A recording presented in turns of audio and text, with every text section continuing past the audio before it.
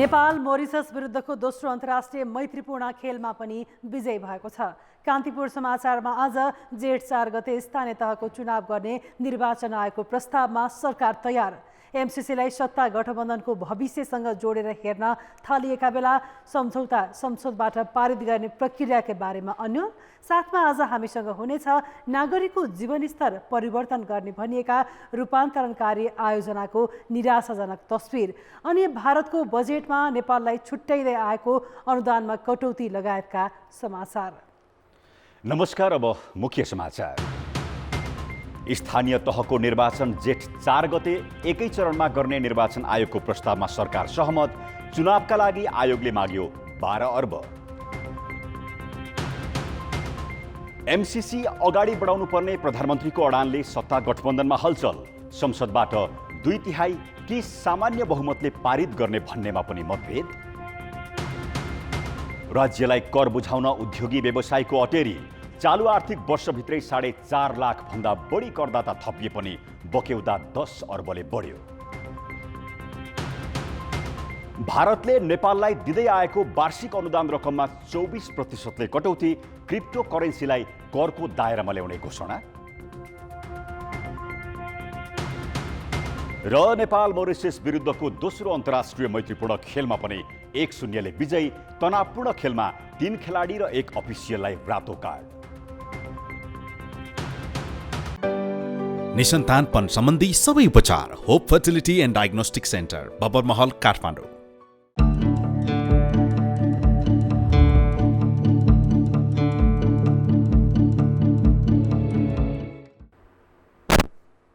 स्थानीय तहको निर्वाचन आगामी जेठ 4 गते एकै चरणमा हुने भएको छ। निर्वाचन आयोगका पदाधिकारीसँग आज बालुवाटारमा भएको परामर्शपछि सरकार जेठ 4 गते बुधबार स्थानीय निर्वाचन गर्न सहमत भएको हो। आगामी जेठ 5 गते जनप्रतिनिधिको पदावधि सकिनु एक दिन अघि 2069 जेठ 4 गते बुधबार स्थानीय तहको निर्वाचन गर्ने टुङ्गो आज लागेको हो। प्रस्तावित मितिको चुनावका लागि 3.5 महिनाको समय छ। प्रधानमन्त्री शेरबहादुर देउवाले आज निर्वाचन आयोगका पदाधिकारीहरूलाई बालुवाटारमा बोलाएर सुझाव मागेका थिए। आयोग पदाधिकारीले स्थानीय तह रिक्त हुने परिकल्पना संविधानले नगरेको भन्दै 4 गते चुनाव गर्नुपर्ने धारणा सुनाए। अनि प्रधानमन्त्री देउवाले सोधे, 4 गते नै गर्न सक्नुहुन्छ त? जवाफमा प्रमुख निर्वाचन आयुक्त दिनेश थपलियाले भने, सकिन्छ, हामी तयार छौँ। आफूहरूले एकै चरणमा गर्न सकिने बताएपछि प्रधानमन्त्री देउवाले त्यसो भए त्यही मितिमा चुनाव गराउने भन्दै तयारी थाल्न भनेको थपलियाले बताए।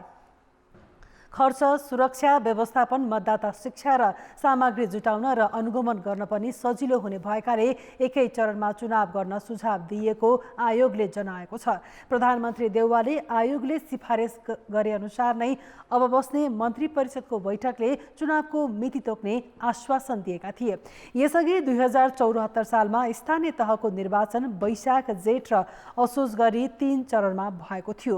समयमै निर्वाचन गर्न संविधान र कानुन बाजिएको भन्नेमा दुवै पक्ष सहमत देखिएका छन्। आयोगले एकै चरणमा निर्वाचन गर्न करिब 12 अर्ब रुपैयाँ लाग्ने प्रस्ताव सरकारलाई दिएको छ। अघिल्लो निर्वाचनमा 8 अर्ब खर्च भएको थियो। अहिले मूल्य वृद्धि र अन्य तयारी खर्च पनि बढ्ने भएकाले 12 अर्ब रुपैयाँ खर्च लाग्ने हिसाब आयोगले तयार पारेको छ। कोरोना महामारीकै बीचमा चुनाव गराउनु पर्ने भएकाले स्वास्थ्य मापदण्ड पालना र त्यस अनुसारको तयारी सरकारले गर्नुपर्ने प्रस्ताव पनि आयोगले गरेको छ। प्रधानमन्त्री देउवाले सुरक्षाको सम्पूर्ण प्रबन्ध मिलाउन गृह मन्त्रीलाई निर्देशन समेत दिएका छन्। आयोग पदाधिकारीहरूसँगको बैठकमा सत्ता गठबन्धनमा सामेल काङ्ग्रेसका मन्त्रीहरू मात्रै सहभागी थिए। निर्वाचन सार्न विभिन्न बहाना खोजिरहँदा चौतर्फी आलोचना खेपेपछि सत्ता गठबन्धन समयमै चुनाव गर्ने निर्णयमा पुग्नुले एउटा अन्यल अन्त्य भएको छ। अब लागौँ सत्ता गठबन्धनका लागि अर्को सकसको विषय बनेको एमसीसी प्रकरणतर्फ। अमेरिकी अनुदान सम्बन्धी सम्झौता एमसिसीलाई लिएर सत्ता गठबन्धनमा अप्ठ्यारो स्थिति सिर्जना भएको छ। एमसिसीलाई संसदमा तत्काल पेश गर्न प्रधानमन्त्री शेरबहादुर देउवाले अग्रसरता लिएपछि गठबन्धनमा आबद्ध अन्य दल झस्किएका छन्। एमसिसी पारित गर्ने प्रधानमन्त्रीको जोडबल र संशोधन बिना पारित गर्न नसकिने नेकपा माओवादी केन्द्र र नेकपा एकीकृत समाजवादीको अडानका कारण सत्ता गठबन्धन नै अप्ठ्यारोमा पुगेको हो।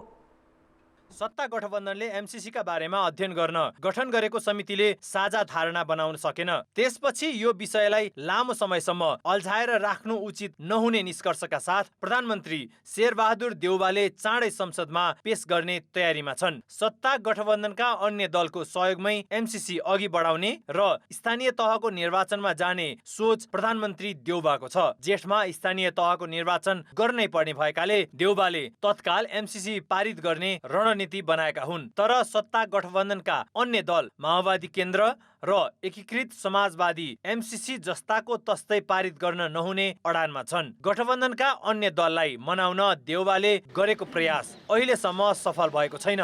एमसिसीलाई सत्ता गठबन्धनकै भविष्यसँग जोडेर हेर्न थालिएको छ।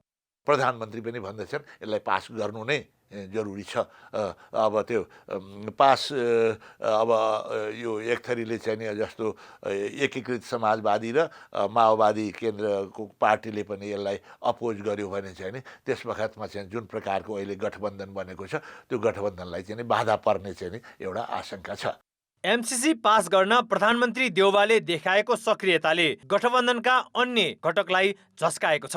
विशेष गरी आगामी निर्वाचनसम्म गठबन्धन कायमै राखेर जानुपर्छ भन्ने माओवादी केन्द्र र एकीकृत समाजवादी पार्टी समस्यामा परेका छन्। उनीहरूले एमसिसीलाई नै आफ्नो बटम लाइन बनाएका छन्। सहमति बिना जस्ताको तस्तै संसदमा पेश गर्न खोजिए गठबन्धन नै धरापमा पर्न सक्ने चेतावनी उनीहरूले दिएका छन्।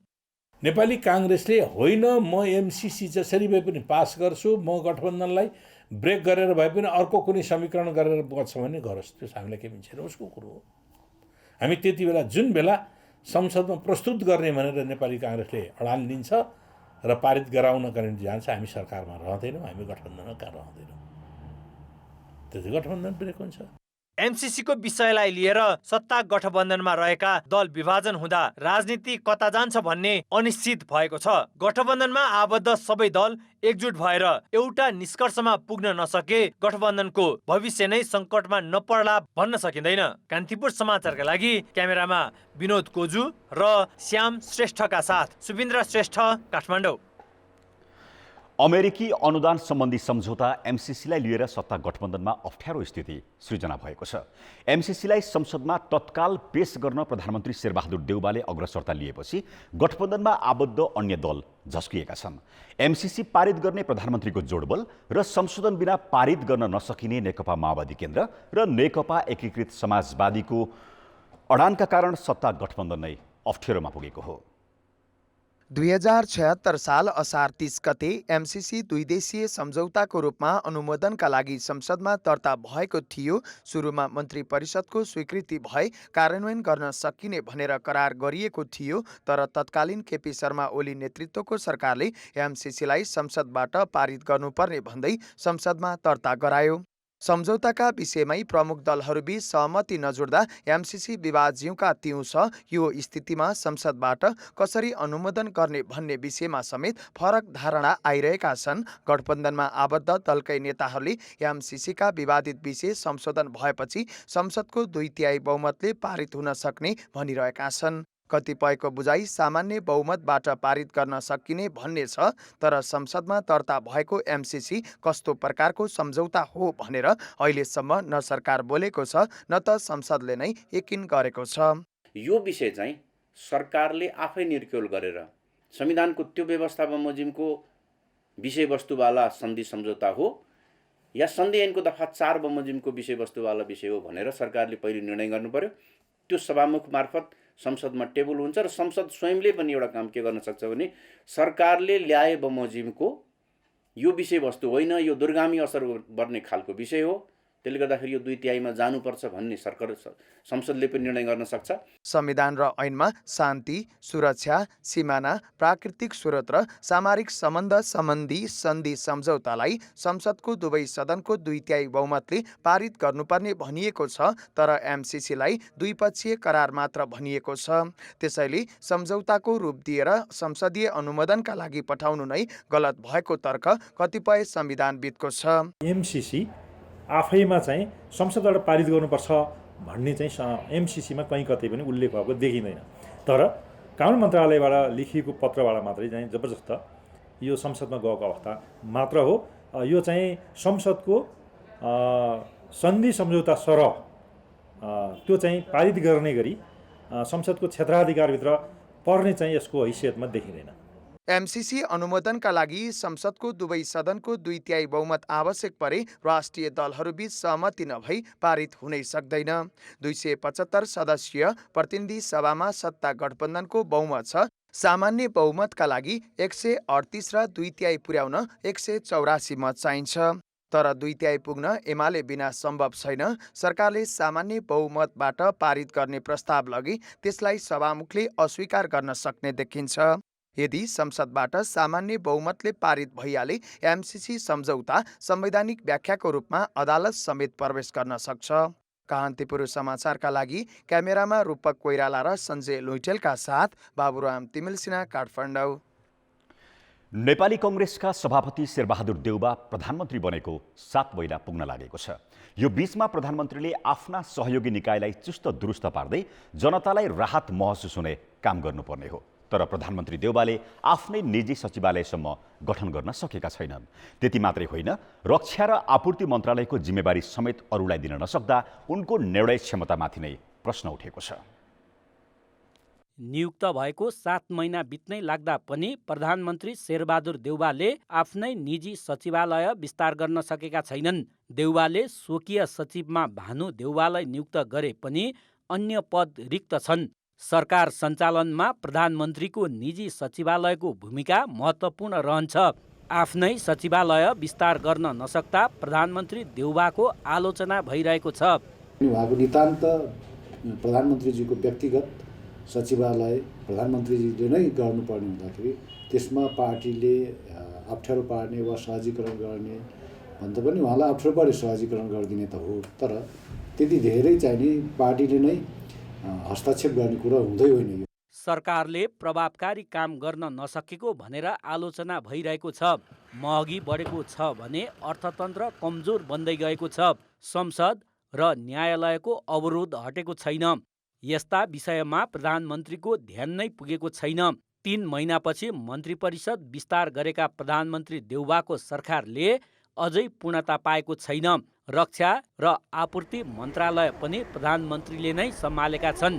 पार्टी सभापतिको सहयोगी भनेको तत्काल नजिकको भनेको पदाधिकारी, त्यसपछि कार्य सम्पादन समिति र अनि मात्रै केन्द्रीय समिति जस्तो देखिएको छ। त्यसकारण पार्टीको समग्र पदाधिकारीको लेभलमा यो विचार विमर्श हुनु जरुरी छ, किनकि उहाँ प्रधानमन्त्री र पार्टी सभापति दुईटै भएका कारणले दोहोरो जिम्मेवारी छ। कहिलेकाहीँ यतातिर बढी टाइम दिनुपर्ने, अर्कोतिर कम टाइम दिनुपर्ने अवस्था हुनसक्छ। त्यो काम हेर्ने भनेको पार्टीका पदाधिकारी र केन्द्रीय सम्पादन समितिले हो। बल्ल तल्ल पार्टीको महाधिवेशन सम्पन्न गराएका देउबाले पुनः सभापति भएको 2 महिना बित्नै लाग्दा समेत भातृ संस्था र शुभेच्छुक संस्थाहरूको नयाँ नेतृत्व चयनमा ध्यान दिएका छैनन्। पार्टीका अधिकांश सङ्गठन नेतृत्वविहीन छन्। पार्टीको गतिविधिलाई चलायमान गराउने भातृ संस्थाले नेतृत्व नपाउँदा प्रधानमन्त्री एवं पार्टी सभापति देउबाको आलोचना पार्टी भित्रैबाट हुन थालेको छ। कान्तिपुर समाचारका लागि क्यामेरामा रूपक कोइरालाका साथ पर्वतराज घिमिरे, काठमाडौँ। निसन्तानपन सम्बन्धी सबै उपचार hope fertility and diagnostic centre, Babarmahal, Kathmandu. सङ्घीय सरकारले कर्मचारी नदिँदा अपेक्षित काम गर्न नसकेको गुनासो गर्दै आएको मध्य प्रदेश सरकार अहिले प्रमुख सचिवविहीन भएको छ। उच्च ओहदाका कर्मचारी अभावमा मध्य प्रदेश सरकार थप समस्यामा परेको छ। अर्कोतर्फ सङ्घबाट पठाइएका कर्मचारीलाई स्थानीय तहमा हाजिर हुन नदिने प्रवृत्ति पनि बढ्दो छ। मध्य प्रदेश सरकार 2 सातादेखि प्रमुख सचिव विहीन छ। 5 महिनाको बसाइपछि हरिप्रसाद मैनाली सरुवा भएर गएपछि उनको स्थानमा आउने भनिएका कृष्णबहादुर राउत अहिलेसम्म पुगेका छैनन्। यसले मन्त्री परिषदको बैठक, आर्थिक कारोबार, कर्मचारीको सरुवा लगायत महत्त्वपूर्ण निर्णय प्रभावित भएका छन्। उहाँहरूले एउटा चाहिँ पठाउनु भएको छ, तर पठाउने चाहिँ प्रमुख सचिवजी यहाँ आउन चाहिँ मान्नु भएको छैन। अब के कारण हो त्यो उहाँहरूले पनि थाहा होला। अब मानसिकता पनि त्यस्तै छन्। अब यहाँ नआउने, आए पनि काम नगर्ने जुन सुरुदेखि नै मानसिकता रहेको छ, त्यो मानसिकताले यहाँ सुरुदेखि नै सरकारको काम कारबाहीमा धेरै नै प्रभावित भएको छ। प्रमुख सचिव लगायत मुख्यमन्त्री तथा मन्त्री परिषदको कार्यालयमा 2 सचिव, 6 उपसचिव, 4 शाखा अधिकृत सहित 21 जना कर्मचारीको दरबन्दी रिक्त छ। कानुन, न्याय तथा प्रदेश सभा मामिला र वाणिज्य आपूर्ति तथा विज्ञान प्रविधि मन्त्रालय अहिलेसम्म सचिवविहीन छन्। बजेट चलाउने अख्तियारी नभएपछि मन्त्रीहरू पनि मन्त्रालयमा बस्ने गरेका छैनन्। आर्थिक कारोबार नहुँदाखेरि अहिले कार्यालय सहयोगीहरूको तलब पनि हामी दिन सकेका छौँ र मन्त्रीज्यूहरूको स्वकीयहरू, मन्त्रीज्यूको तलब सुविधाहरू पनि हामीले दिन सकेका छौँ र लेखा पनि छैन र प्रशासनको अरू कर्मचारी हुनुपर्ने हो, त्यो कर्मचारीहरू पनि हामीसँग छैन। त्यसले गर्दाखेरि जति फास्ट स्मुथली जानुपर्ने हो मन्त्रालय, अहिले पिक आवर हो, त्यो पिक आवर त्यति स्मुथली रनिङ गर्न सकेका छैनौँ। एकातिर प्रमुख सचिव लगायतका कर्मचारी नहुँदा प्रदेश सरकारको कामले गति लिन सकेको छैन भने अर्कोतर्फ प्रमुख प्रशासकीय अधिकृतलाई हाजिर हुन नदिँदा बाराको बारागढी गाउँपालिकामा विवाद छ। नातावाद, कृपावादको रूपमा जुन यो पालिका सञ्चालन गरिरहेको छ, तपाईँ हेर्नुहोस् यो बारागढीमा हरेक फाँटमा चौधरीहरू भए तापनि प्रमुख प्रशासकीय अधिकृत पहिला त्यही थियो, तर आज एउटा अन्य समुदायको आउँदाखेरि उहाँलाई किन गाह्रो पर्यो, के को लागि गाह्रो पर्यो, कि कुन केही सेटिङ छ उहाँसँग? लेनदेनको बातबाट उ लोग कमिसनको बातबाट उ लोग यही बात बा, यही बात कथी बात बाटे, जब मंत्रालय से चिठी आ गई तो ओमोद सर का तो बुझे के चाहिए नु। यस्तो विवाद देशका अरू पनि स्थानीय तहमा पटक पटक देखिँदै आएको छ। स्थानीय तहका जनप्रतिनिधिको कार्यकाल सकिन अब केही महिना मात्र बाँकी छ, तर पनि हतारमा योजना सम्पन्न गर्ने चटारो र आर्थिक चलखेलका कारण अधिकांश स्थानीय तहमा जनप्रतिनिधि र कर्मचारी बीच किचलो छ। कर्मचारी अभावका कारण दोस्रो चौमासिक बित्न लागे पनि प्रदेश सरकारले अहिलेसम्म विकास निर्माणको 7.5% मात्र खर्चिन सकेको छ भने पद जाने भएकाले जनप्रतिनिधिहरूले कतिपय स्थानीय पालिकाहरूमा समुच्चै रकम खर्च गरिसकेको छ। कान्तिपुर समाचारका लागि बारा सहकर्मी रमेश ठाकुर र बिर्खेश यादवका साथ अनिल मिश्र, जनकपुर धाम, धनुषा। अब जनताको आवाज हामीले 7 प्रदेशमा सोधेका छौँ। स्थानीय तहमा जनप्रतिनिधि र कर्मचारी बीच किन समन्वय हुन नसकेको होला? जनताको आवाज। जनप्रतिनिधि कुनै न कुनै दलबाट आएको हुन्छ, तर कर्मचारी पनि कुनै न कुनै सङ्घ सङ्गठनसँग आबद्ध हुन्छ र उनीहरूको त्यो तालमेलमा पनि फरक हुन सक्छ। जनप्रतिनिधि र कर्मचारी बीच आपसी समझदारी नभएको कारण दुवैतर्फको आफ्नै दम्यको कारण हुन सक्छ। यिनीहरू 5 वर्षे हुन् जनप्रतिनिधिहरू भन्ने भावना, कमिसनको चलखेलको कारणले गर्दा भ्रष्टाचार गर्ने कुराबाटै एक आपसमा डिफेक्ट भएको। जनप्रतिनिधिहरूमा हामी जनताबाट निर्वाचित आएका हौँ र हामी चाहिँ माथि नै हो भन्ने एउटा चाहिँ अहमता पनि हुनसक्छ। नीतिगत कुरामा भेद हो कि जनप्रतिनिधिसँग पनि त्यस्तो खालको समन्वय कोर्डिनेसन गर्न नसक्ने, कर्मचारीहरू कानुन तह सञ्चालन हुनुपर्ने हुन्छ। लामो समय चुनाव नभएको कारणले कर्मचारीले चलाइरहेको हुँदैन आफ्नो ढिपिला पेलानमा गए, नयाँ जनप्रतिनिधि आएको आफ्नो दम्बको कारणले चुनाव जितेर आएको हुन्छन्, के कर्मचारीहरूलाई चाहिँ पेल्न खोज्छन्। दुवैतर्फी मतलबी भएर जनप्रतिनिधिले आफ्नो अनुकूल मान्छे खोज्छन् र कर्मचारीले त्यो उहाँको अनुकूल काम गर्न अलि असहज मान्छन्। लोकतन्त्रमा तपाईँको कर्मचारी तन्त्र छन्। जनप्रतिनिधिहरू चाहिँ हामी लोक जनताबाट निर्वाचित भएर आएका हौँ भन्ने जुन सोचाइ, जनप्रतिनिधिहरूले आफ्नै किसिमले नीति निर्माण गरे र कर्मचारीहरू केन्द्रीय नीति निर्माण अनुसार चलिरहेको र त्यसबाट मेल नखाएको हो कि भन्ने मलाई लाग्छ। पालिकाहरूमा पनि सबै ठाउँमा कर्मचारी परिचालन सम्बन्धी चाहिँ निश्चित कानुनहरू नभएको कारण जनप्रतिनिधि आएपछि जनप्रतिनिधिले भनेको भन्दा उहाँहरूले चाहिँ अब आफ्नो तरिका लाद्न खोजेर त्यस्तो भएको।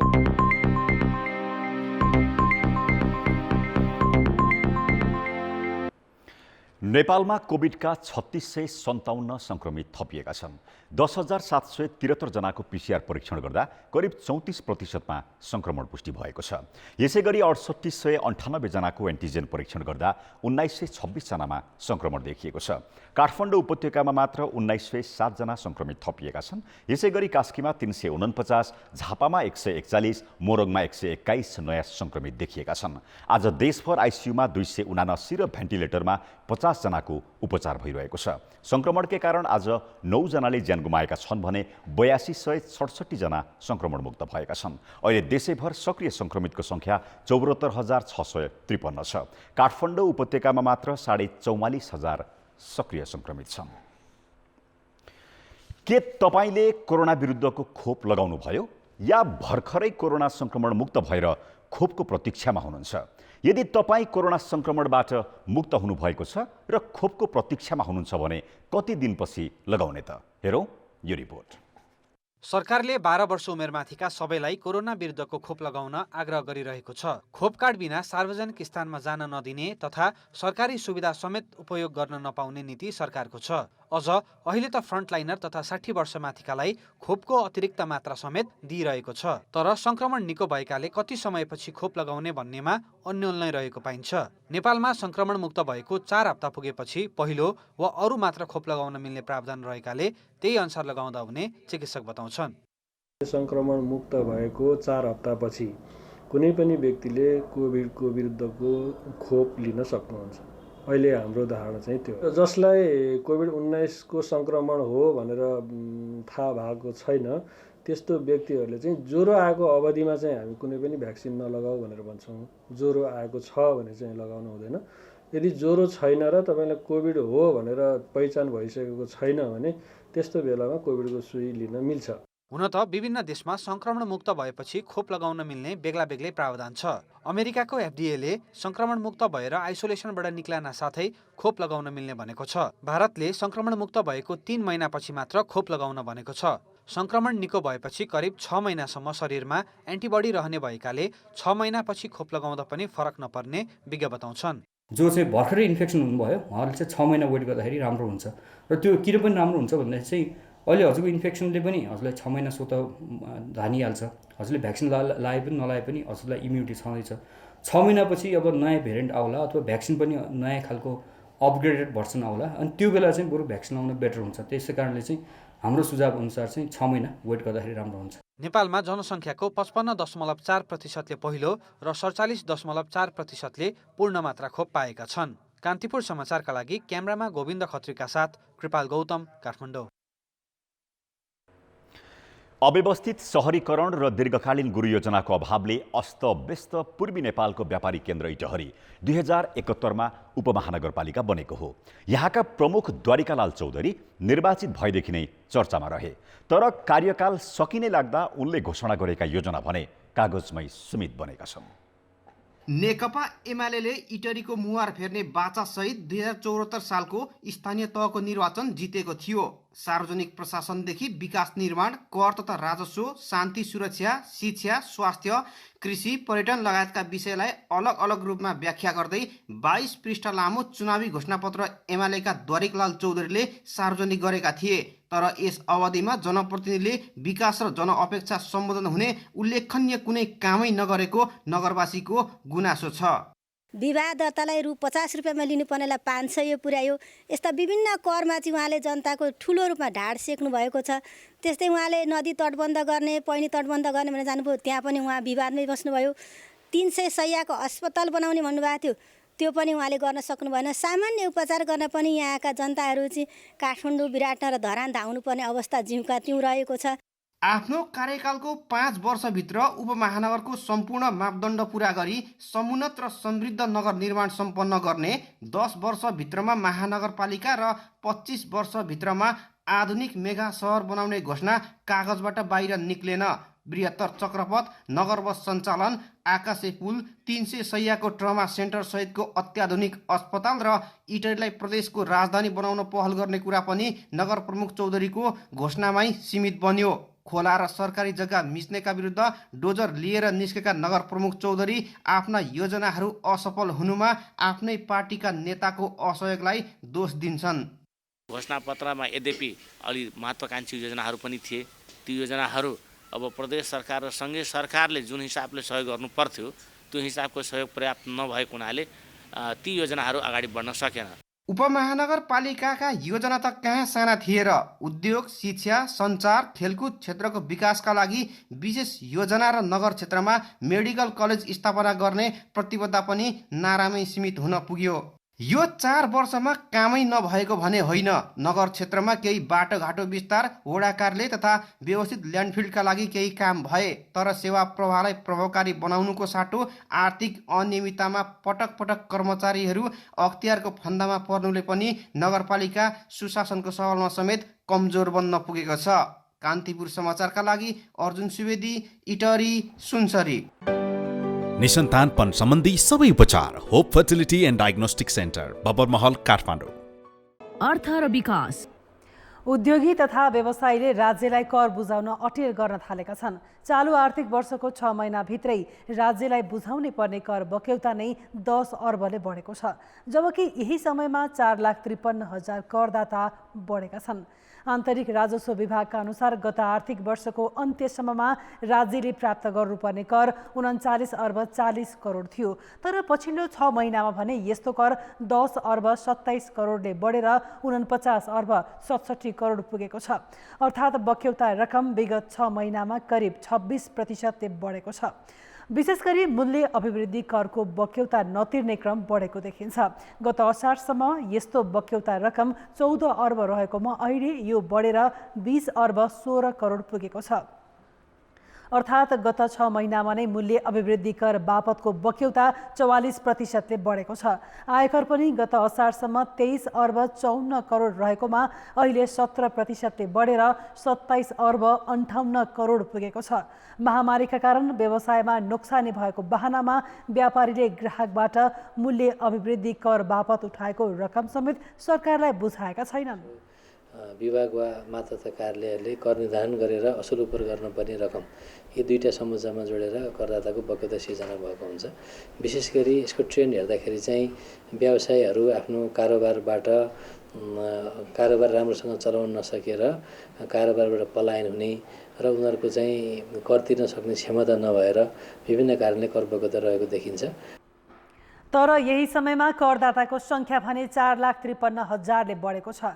गत असारसम्म 44,05,000 करदाता रहेकोमा पुससम्म 10%ले बढेर 48,58,000 पुगेको छ। अग्रिम कर कट्टी गर्ने निकायहरू 48%ले वृद्धि भएका छन्। यस्तै व्यक्तिगत लेखा नम्बर लिने पनि यो बीचमा 2,77,000 अर्थात् 11%ले बढेका छन्। व्यावसायिक लेखा नम्बर लिने 9.1 र मूल्य अभिवृद्धि करमा 18,000 थपिएका छन्। अब जनमतको अन्तिम परिणाम। जनमतमा हिजो हाम्रो प्रश्न थियो, खेलकुदको पूर्वाधार विकास गर्न छुट्याएको बजेट खर्चै हुन नसक्नुलाई के भन्ने? ए विकासप्रतिको व्यवस्था, बी खेलकुद परिषदको किचलो र सी कोरोनाको असर। जनमतको अन्तिम परिणाम यस्तो छ, ए विकासप्रतिको बेवास्तामा 52%, बी खेलकुद परिषदको किचलोमा 41% र सी कोरोनाको असरमा मात्र 7% मत प्राप्त भएको छ। अब आजको प्रश्न। जनमत हाम्रो प्रश्न छ, उद्योगी व्यवसायले कर तिर्न किन अटेरी गरेका होलान्? ए अटेरी प्रवृत्ति, बी ताकेता पुगेन र सी महामारीको असर। जनमतको अन्तिम परिणाम भोलि साँझ 8 बजेको कान्तिपुर समाचारमा प्रसारण गर्नेछौँ।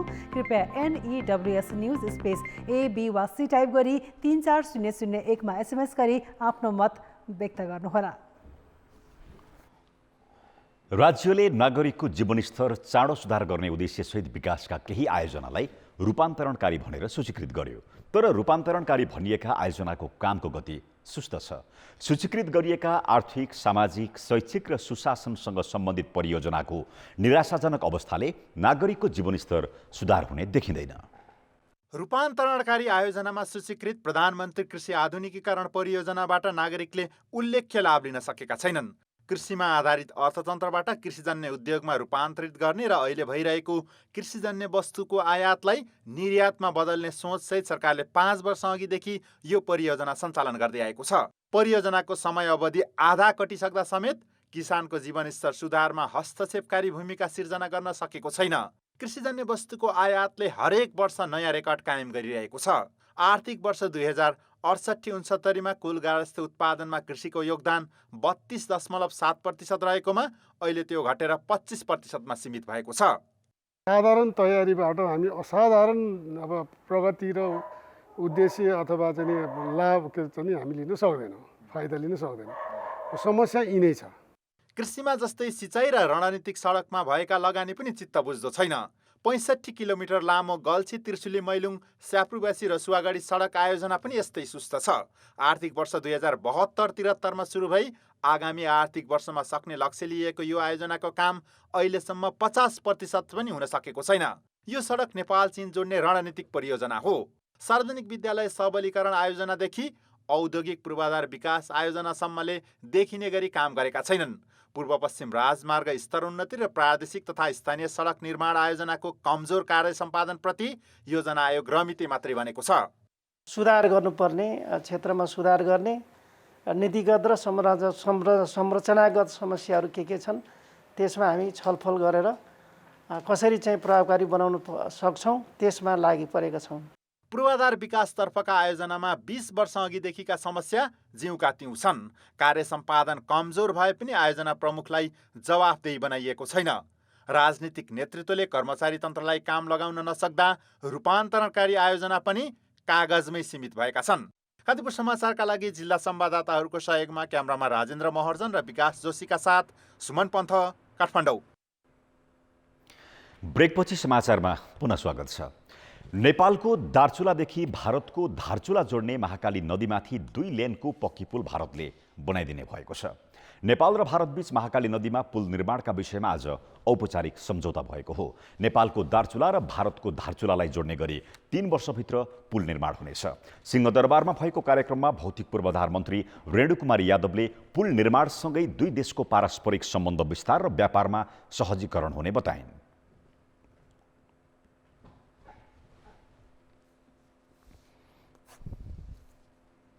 अक्षर भएपछि यदि द्रुत गतिमा काम भयो भने मलाई लाग्छ 2टा देशको अझ सम्बन्ध पनि प्रगाढ हुनेछ। यातायात, व्यापार, हाम्रो जुन धर्म संस्कृति सबै कुरा छ यसलाई एउटा टेवा पुर्याउँछ भन्ने जस्तो मलाई लाग्छ। पुल निर्माणमा नेपाल पक्षले जग्गा अधिग्रहण, आवश्यक बस्ती स्थानान्तरणमा सहयोग गर्नेछ। दार्चुलाको धाप नेपालको प्रस्थान बिन्दु हुनेछ। 110 मिटर लम्बाइ र 7.5 मिटर चौडाइको पुलका लागि 48 करोड भारतीय रुपियाँ लाग्ने अनुमान गरिएको छ। जलवायु परिवर्तन र यसले पारेको प्रभाव सम्बन्धी सगरमाथा आधार शिविरसम्मको पदयात्राका क्रममा 11वटा छोटा दृश्य सामग्री तयार पारिएको छ। worldvlogchallenge.com ले आयोजना गरेको पदयात्राका बेला खिचिएका ती 11वटा भ्लगमाथि आजबाट पब्लिक भोटिङ सुरु भएको छ। जलवायु परिवर्तन र नेपालका हिम नदीमा परेको असर बुझ्न विश्वका 6 मुलुकका 11 जना भ्लगरलाई सगरमाथा आधार शिविरसम्मको पदयात्रामा लगिएको थियो। उनीहरूले जलवायु परिवर्तनका कारण नेपालका हिम नदीमा परेको प्रभाव तथा पर्यावरण र जनजीवनमा परेको असरलाई ब्लग मार्फत प्रस्तुत गरेका थिए। blognepal.com ले ती सबै ब्लगलाई सामाजिक सञ्जाल मार्फत आजदेखि पब्लिक भोटिङमा राखेको छ। उत्कृष्ट ब्लगरले 50,000 तथा दोस्रोले 30 र तेस्रो हुनेले 20,000 अमेरिकी डलर प्राप्त गर्नेछन्। खेलकुद समाचार। कान्तिपुर खेलकुद समाचारमा स्वागत छ।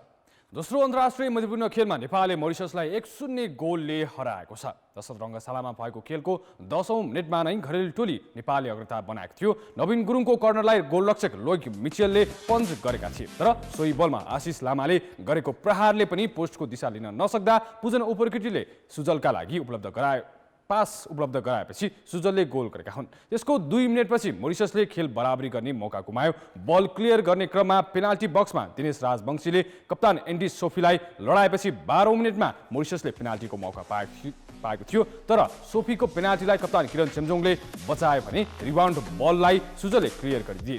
दोस्रो हाफमा खेल एकाएक तनावपूर्ण बनेको थियो। नेपालका एक खेलाडी र अफिसियल र मोरिससका 2 खेलाडीले रातो कार्ड पाएका थिए। 71औं मिनेटमा मोरिससका एन्ड्रियन र पुजन ओपोर्किटीले दोहोरो पहेँलो कार्डको सामना गर्दै मैदान छाडे। सोही क्रममा विवाद गर्दा नेपालका गोलरक्षक प्रशिक्षक विकास मल्लले पनि रातो कार्ड पाए। 79औं मिनेटमा इमानुएल फुलचन्दले रातो कार्ड खाएपछि मोरिसस 9 खेलाडीमा समेटियो। खराब प्रकाशका कारण अन्त्यमा 8 मिनेट खेल प्रभावित भएको थियो। त्यसपछि सुधार भएको खेलमा दुवै टोलीले गोल फर्काउन सकेनन् र नेपाल विजयी भयो।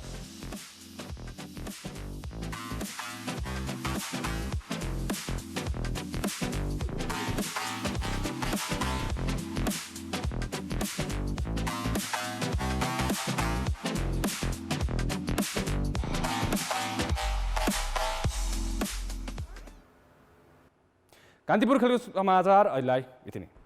अब मौसम सम्बन्धी जानकारी।